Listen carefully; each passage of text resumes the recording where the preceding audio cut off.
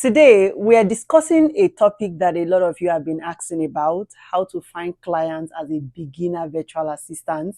So whether you've just completed a virtual assistant course, you picked up a new skill, or you're looking to transition into virtual assistant space, then this video is for you. But before we jump in, please subscribe, like, comment, and share this video. Without wasting much of your time, we're getting right into it. First thing first, you need to understand where you're headed. And I need you to take a pause and ask yourself, what kind of virtual assistant do I want to become? Do I want to specialize in social media management, customer service support? Do you want to do administrative tasks? Would you love to do creative tasks? Or maybe something like sales, maybe something like marketing or even analytics. It is crucial to pinpoint your strengths, your interests, and what you're comfortable doing.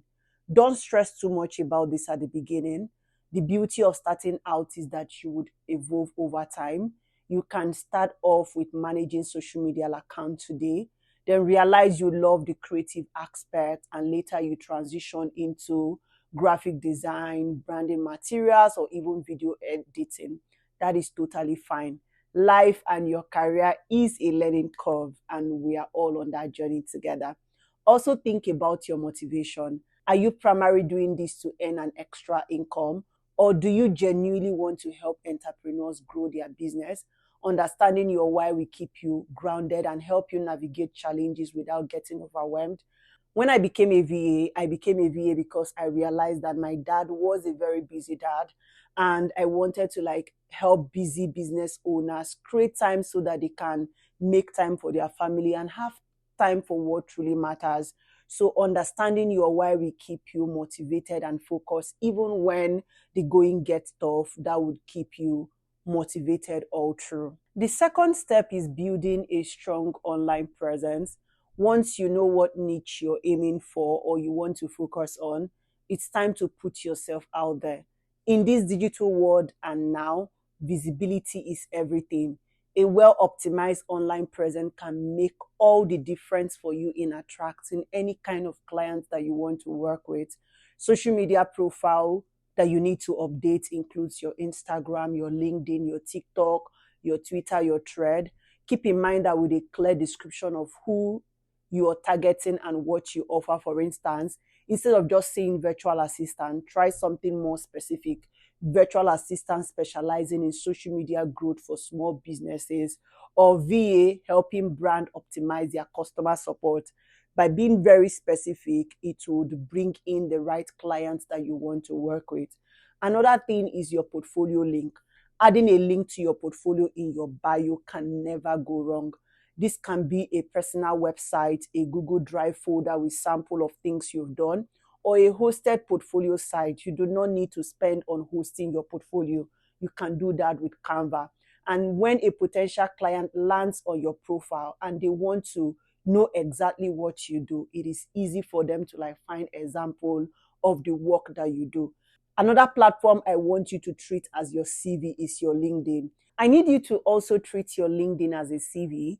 You probably know by now that you can download your LinkedIn profile as a CV. LinkedIn is a great way for you to present a polished and professional look, showcase your skills and experience. Make sure your LinkedIn is fully optimized if it's not. Add a strong headline, a clear description of your service. Ask people to endorse you and add relevant certification on your LinkedIn. You can also check out my own profile for inspiration. On my Instagram, LinkedIn, and TikTok, I clearly outline what I do. This encourages potential clients to reach out, even if I haven't contacted them first. Think of your social media profile as your digital business card. You want it to tell people what you do and why they should hire you. Step 3, utilize freelancing platform. Freelancing sites like Upwork, Fiverr, People Per Hour, Remote.com can be an incredible, helpful site that you can start off with. Some people say, oh, Upwork doesn't work, but the same Upwork has been paying a lot of people over time. But the truth is, you just need to be patient, and with a good strategy, you'll be shocked. Here is what to focus on when setting up your profile on this platform. optimization, just like your social media profile. Make sure that your freelancing profile is very clear and compelling. Highlight your area of specialties. If you're great at handling customer inquiry, if you're good with administrative tasks, say so. If you excel at managing content calendar for social media, emphasize that. Use your key strengths. It is very, very important. Personality and voice is another thing. Don't be afraid to infuse your personality into your profile. Clients are hiring a person, not a robot. Show them who you are and what is unique about you and what you can present or bring to the table. As a beginner, you don't want to start at $50 per hour right away. Instead, lower your standard a little, gain experience, build your review and testimonials, then gradually increase your rate as you prove your value and your worth. Do not forget to tailor each of your proposal to your client's need. It will always be quality over quantity. Don't just copy and paste the same pitch that everyone have out there, like everybody is using AI to write. Even if you must use AI, remember to rewrite and refine it. Show that you have read the job description and you know that you're a good fit for it. The fourth step is network and offer free and discounted services.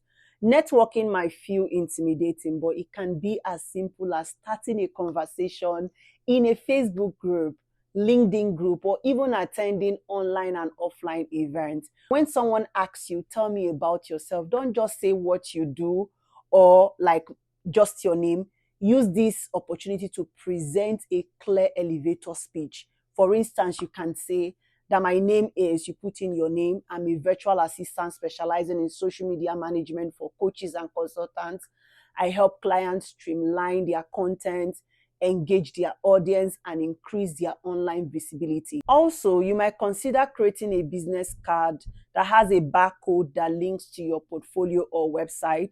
This might seem like a small detail, but imagine you are at a networking event or even a casual social gathering and someone is curious about what you do. And instead of like trying to like remember what you do or start looking for the URL of your portfolio, you hand them over this card and they scan it and they can instantly have access to your sample, your testimonials, your LinkedIn profile. It shows that you're prepared and you're professional.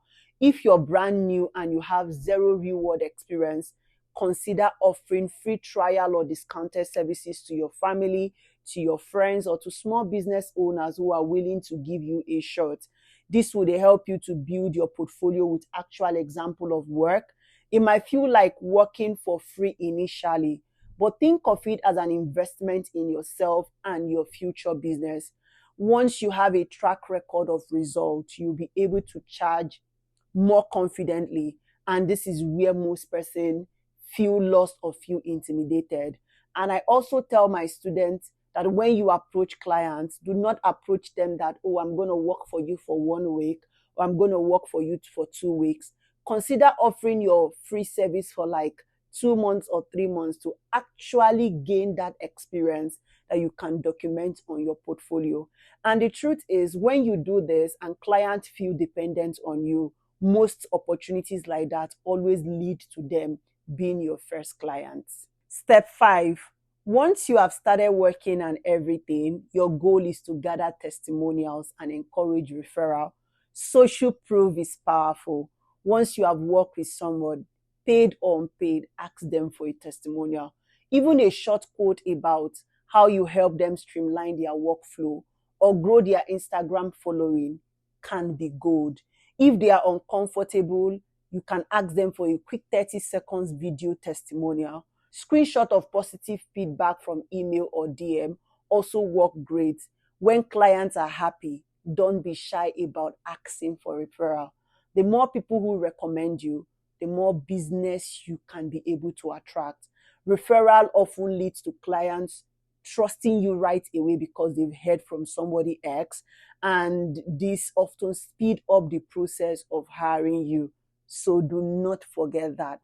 Now, at the end of the day, finding your first clients as a beginner virtual assistant, it's going to take patience, trust me. It's going to take persistence. It's going to take you showing up and a willingness to learn. Don't expect to land that dream client that will pay you $100 overnight. Show up consistently, keep refining your skill, and always deliver your best work, even those early free or discounted gig.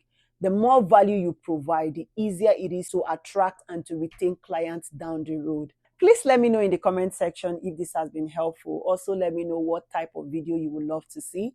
And remember, if you want more in-depth training, I have a virtual assistant training program. If you're interested, check the description below for more detail. And just before you go, if you found this video helpful, please subscribe, like, comment, and share it with anyone you know who might benefit from it. Also, drop a comment below if you have questions or you want me to cover more specific topics in my next video. Your support in this channel means a lot, and it's also help guide the kind of content I create. Thanks for watching, and I can't wait to celebrate you in your journey as a virtual assistant, and see you in my next video.